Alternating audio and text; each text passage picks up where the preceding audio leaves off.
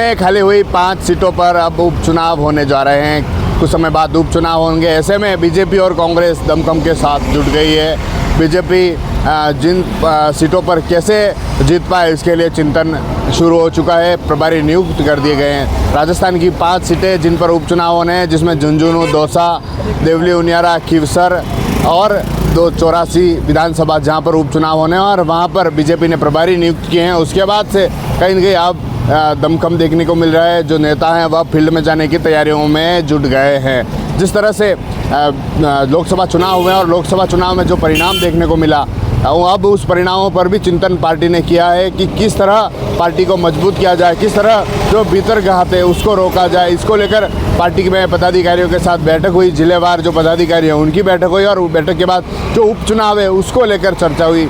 राजस्थान में जिन 5 सीटों पर उपचुनाव होने हैं, जो उसमें से 3 सीटें भाजपा उन्हें मजबूत मान रही है, जिसमें दौसा हो, देवली, उनियारा हो और खीवसर हो, वह पार्टी मजबूत मान रही है। लेकिन झुंझुनू और 84 सीट है, वहाँ पर पार्टी कहीं न कहीं उस स्थिति में है। इस कारण पार्टी ने वहाँ पर 5 प्रभारी नियुक्त किए हैं, जिसमें से जो मंत्री बाबूलाल खराड़ी हो या फिर दूसरे ऐसे जो लोग हों उनको नियुक्त किया है।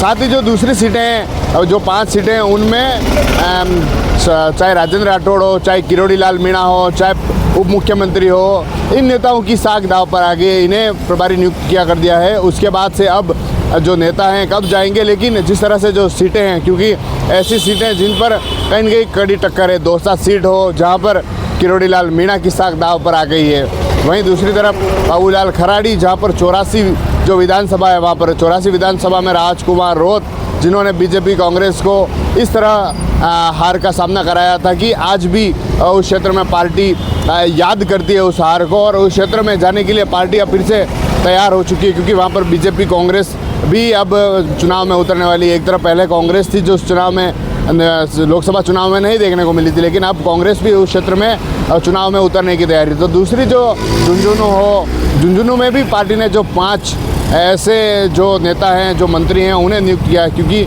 जिस तरह से झुंझुनू सीट पार्टी के लिए कहीं न कहीं खतरा बनती जा रही है बीजेपी के लिए। इस कारण बीजेपी को कहीं हार ना हो, बीजेपी कहीं वहाँ पर तगड़ा झटका ना लगे, इसके लिए बीजेपी ने अलग से वहाँ पर प्रभारी नियुक्त किए हैं। TV9 के लिए राजेश डांगी।